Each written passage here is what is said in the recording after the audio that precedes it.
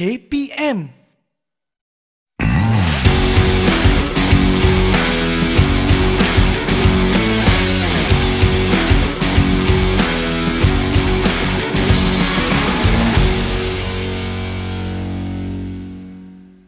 Hai, Assalamualaikum warahmatullahi wabarakatuh dan salam sejahtera. Untuk diet dan nutrisi pada hari ini kita akan sambung tentang spesifik sports nutrition bagi sukan spesifik.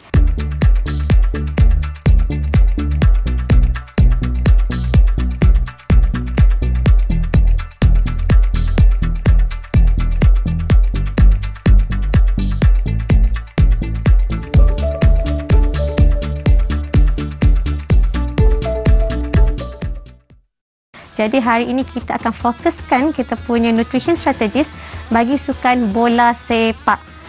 Jadi sukan bola sepak merupakan satu sukan yang tidak asing bagi kita rakyat Malaysia, dan sedari kecil lagi anak-anak kita dah dilatih, dah dieksposkan dengan sukan bola sepak daripada umur yang muda sehingga ke level elite ataupun master. Jadi sedikit latar belakang tentang sukan bola sepak itu sendiri. Ia dimainkan oleh total up 11 player atau 11 sepasukan, yang mana 10 orang akan bermain di dalam kawasan padang dan seorang akan menjadi goalkeeper itu sendiri.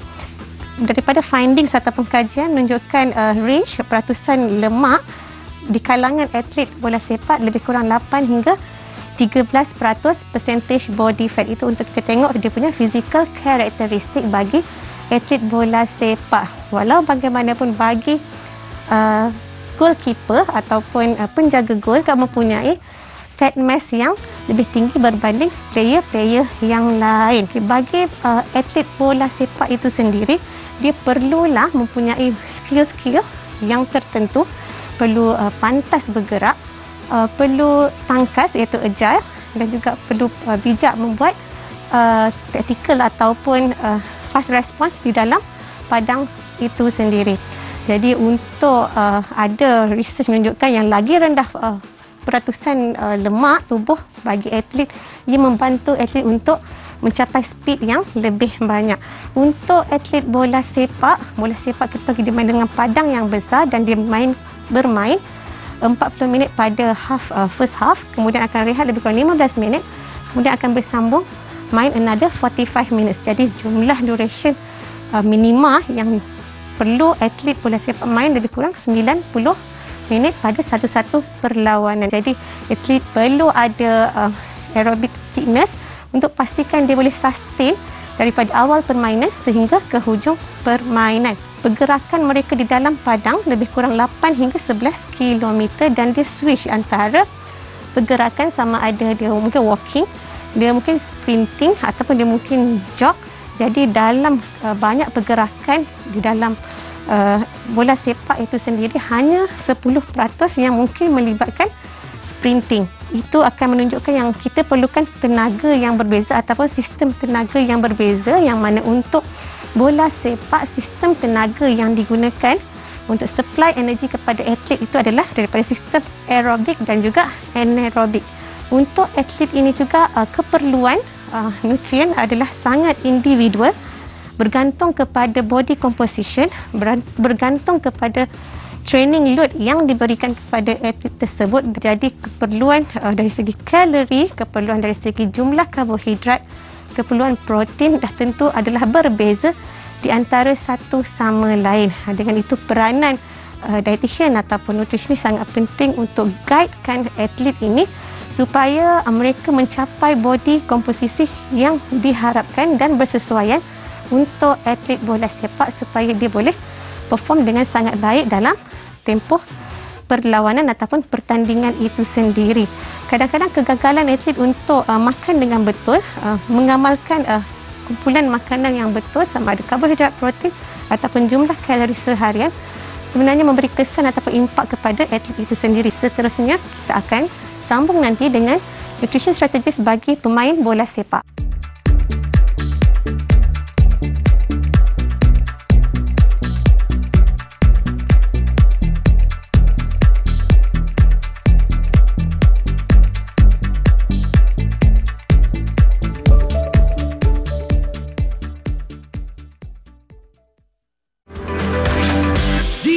TV KPM. Didik TV KPM.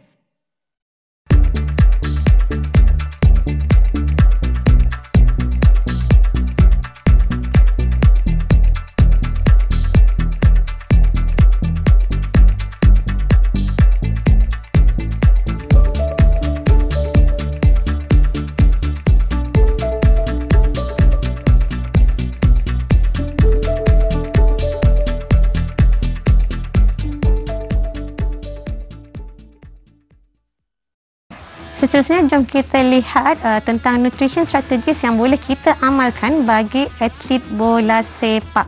Jadi pemakanan sangat penting, jadi nutrition strategies perlu diamalkan oleh atlet bola sepak bagi memastikan dia dapat bentuk badan yang sesuai dan juga boleh training dengan baik, begitu juga boleh perform semasa pertandingan itu sendiri. Jadi kita akan fokuskan kepada pemakanan sebelum, semasa dan juga selepas, iaitu recovery, begitu juga dengan pengambilan air. Okey, jadi setiap hari sebenarnya diet harian itu sangat penting, dan kebiasaannya kalau permainan bola sepak itu sendiri diadakan lebih kurang mungkin dalam hujung minggu, jadi mungkin atlet terpaksa training 5 hari, kemudian compete, kemudian akan ada recovery sehari atau 2 hari sebelum start training semula. Okey, jadi diet seharian bagi tempoh training sebenarnya, daily diet adalah bersifat individual, tetapi pada masa yang sama atlet itu perlu tahu untuk fokuskan kepada karbohidrat yang mana ia adalah sumber tenaga yang utama. Ya, karbohidrat seperti nasi, roti, pasta dan lain-lain lagi yang mana ia adalah sumber tenaga yang paling utama untuk tubuh badan kita. Daily diet juga perlu merangkumi kuantiti protein yang mencukupi dan kita fokus kepada high biological value protein, yang mana protein yang baik yang lebih tinggi biological value dia seperti protein daripada ayam, ikan dan juga telur. Dan juga ada beberapa jenis lagi yang mana sumbernya adalah sumber daripada sumber haiwan, mempunyai high biological value berbanding dengan yang low biological value. Kemudian pengambilan lemak, fokus kepada MUFA dan PUFA, iaitu fatty acid yang baik. Jadi daily diet bagi atlet bola sepak seharusnya seimbang, yang ada semua kumpulan makanan dengan jumlah yang mencukupi bagi memastikan mereka berada pada body composition yang sesuai dengan sukan mereka, yang memudahkan mereka bergerak pantas di dalam padang itu sendiri. Apabila mengamalkan diet yang seimbang pada setiap hari, dah tentu ia akan membantu mereka untuk training dengan lebih baik, seterusnya lebih bersedia semasa pertandingan nanti. Jadi pada hari pertandingan nanti, sehari sebelum pertandingan, before pertandingan, sebenarnya atlet perlu makan high performance meal. Apa yang kita maksudkan dengan high performance meal, sebenarnya day before kita pastikan atlet ada makanan yang tinggi karbohidrat dan juga moderate protein dan juga dengan rendah lemak. Jadi sehari sebelum pastikan kita maksimiskan penyimpanan masa glycogen supaya atlet dapat memberikan tumpuan dan cukup tenaga semasa hari pertandingan itu sendiri. Jadi kebiasaannya bola sepak dimainkan ataupun pertandingan bola sepak mungkin berlaku sama ada kalau tournament, kalau melibatkan peringkat sekolah mungkin pada waktu pagi, mungkin juga pada waktu tengah hari ataupun pada waktu lewat petang. Jadi waktu-waktu ini juga mempengaruhi corak pemakanan atlet itu sendiri sebenarnya. Okey, kalau waktu pagi atlet mungkin boleh fokus untuk ambil very light breakfast, tetapi pada malamnya dia makan dengan lengkap supaya dia dapat top upkan kehilangan masa glycogen pada waktu malam tadi. Kalau permainan itu dijalankan pada waktu tengah hari, maka atlet boleh ambil normal breakfast, tetapi lighter lunch, itu pun kalau ada jarak masa yang sesuai. Sebaiknya untuk sebelum pertandingan ataupun sebelum game itu sendiri, jarak masanya adalah 3 hingga 4 jam yang ada cukup kumpulan karbohidrat, sederhana protein, rendah serat ataupun fiber dan juga rendah lemak. Jadi ada tempoh 3 hingga 4 jam boleh makan secara komplit, secara total.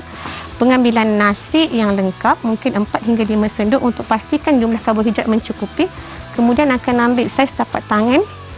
Kita punya protein sebagai sumber protein yang ada. Kemudian ambil sayur-sayuran dan minimalkan pengambilan lemak. Jadi ini boleh diambil 3 hingga 4 jam bagi memastikan pada waktu pertandingan atlet tidak lapar dan boleh perform dengan sangat baik.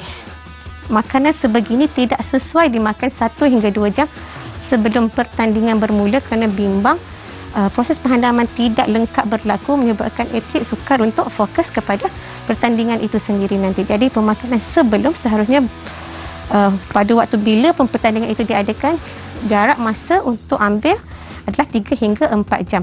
Sekiranya jarak masa dengan pertandingan 1 hingga 2 jam pergi kepada lighter ataupun jumlah karbohidrat yang lagi rendah ataupun ambil makan makanan yang lebih mudah nak dihadam ataupun seperti bentuk liquid. Okey, so mungkin go for milk ataupun mungkin ambil roti dan sekeping atau 2 keping ataupun buah-buahan sejam ataupun 2 jam sebelum pertandingan. Okey, so yang larger tadi kita tak boleh ambil betul-betul dekat dengan competition ataupun betul-betul hampir dengan pertandingan.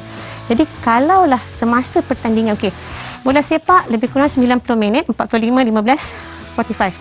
Jadi dah tentu in between tu mungkin atlet boleh makan sesuatu untuk top up kepada energi dia tadi. Jadi mungkin boleh ambil buah-buahan segar, boleh ambil buah-buahan kering untuk yang simple dan mudah dihadam supaya dia boleh makan di antara first half dengan second half. Jadi semasa competition itu sendiri untuk bola sepak boleh digunakan untuk ambil makanan dengan kuantiti yang lebih rendah ataupun mungkin cereal bar ataupun energy bar sekiranya diperlukan. Begitu juga dengan pengambilan air semasa pertandingan itu sendiri.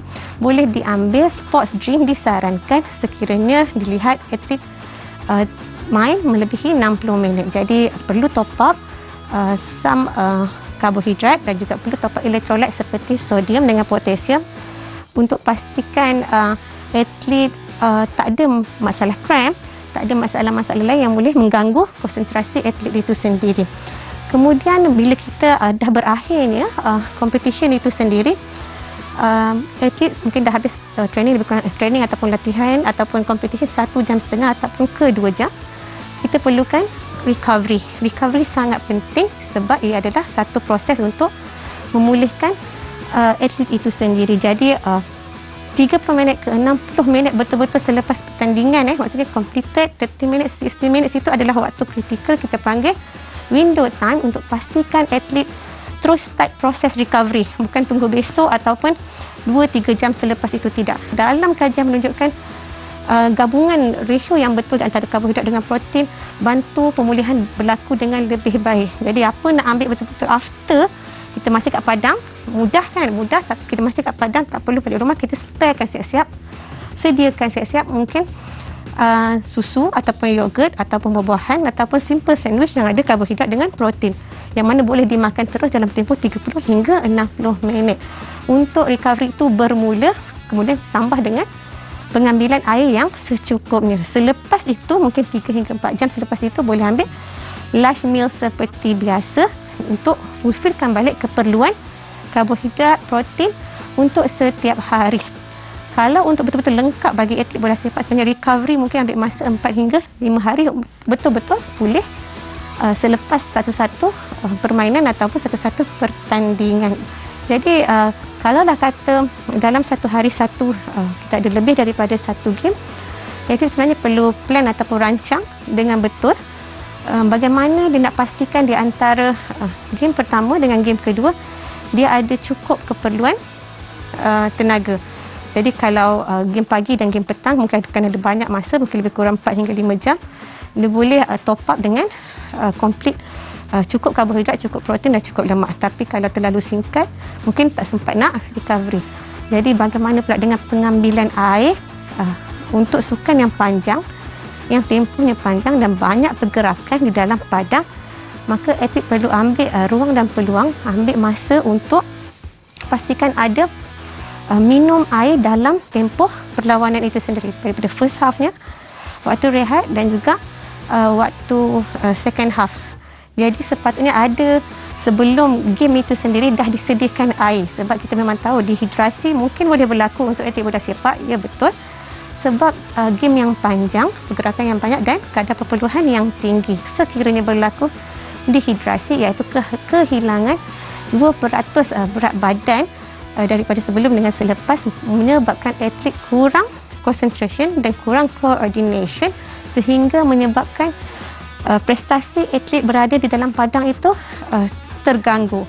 Jadi atlet kena pastikan sediakan minuman yang mencukupi, jumlah air yang mencukupi berdasarkan keperluan individu itu sendiri. Ya, individu memerlukan jumlah yang berbeza-beza.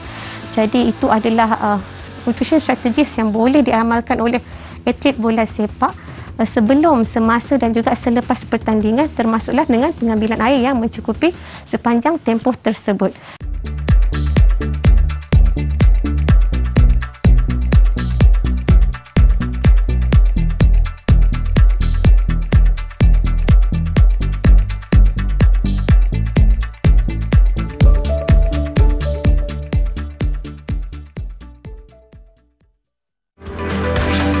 Didik TV KPM. Didik TV KPM.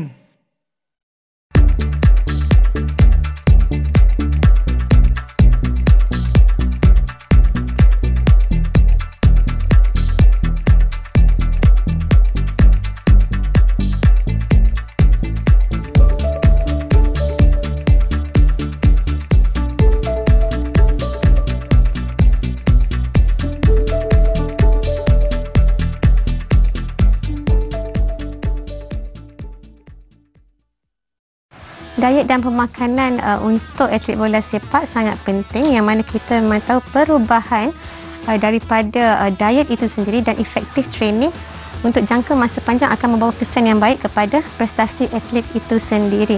Namun terdapat beberapa kajian yang menunjukkan antara isu yang berlaku untuk atlet bola sepak antaranya ialah pengambilan tenaga yang tidak mencukupi. Jadi penting untuk atlet memahami bahawa demand untuk sukan bola sepak memerlukan tenaga yang tinggi, apatah lagi untuk mereka dalam fasa tumbesaran seperti remaja. Jadi atlet perlu fokus untuk pastikan pada setiap hari pengambilan tenaga adalah mencukupi, membolehkan atlet untuk grow dengan better dan juga untuk perform dengan better. Jadi isu pengambilan tenaga yang tidak mencukupi dapat dielakkan. Seterusnya, pengambilan lemak. Walaupun kita kata kurang pengambilan tenaga, tetapi atlet, ada kajian dekat atlet bola sepak kerap mengambil pengambilan lemak yang berlebihan. Okey. Basically kita memerlukan, kalau untuk sukan bola sepak, kita mungkin fokus kepada 15, 20 hingga ke 30% kalori daripada lemak. Tapi mungkin atlet mudah untuk dapatkan extra energy daripada lemak itu sendiri. Jadi atlet perlu lebih fokus kepada kumpulan makanan tertentu, fokus kepada makronutrien supaya tidak mengambil lemak yang berlebihan, yang mana lemak yang berlebihan secara jangka masa panjang akan mengubah komposisi tubuh atlet itu sendiri, yang mana ia menyebabkan disadvantage untuk atlet bola sepak apabila peningkatan percentage of body fat. Yang seterusnya, pengambilan protein yang berlebihan kerap juga berlaku di kalangan atlet bola sepak. Pengambilan protein yang diambil adalah berlebihan, dan ini tidak sepatutnya berlaku kerana kita perlukan protein pada kuantiti yang tertentu, dan yang paling penting, protein yang diperlukan itu perlu ada timing tertentu. Maksudnya diagihkan dengan baik untuk sintesis protein yang lebih baik. Jadi kita tak suggest, kita tak minta atlet untuk makan banyak protein, seterusnya protein itu dimakan pada satu tempoh sahaja, tidak. Tetapi seharusnya protein itu mencukupi mengikut keperluan individu atlet itu sendiri, mungkin 1 hingga 1.5 ataupun up to 2 gram per kg body weight, dan kemudiannya protein itu perlu diagihkan pada setiap hari mengikut keperluan yang dah ditetapkan, bukan fokus kepada satu-satu kuantiti pada satu-satu masa. Dan ini juga termasuklah agihan protein pada waktu snack dan juga pada waktu pre-bed.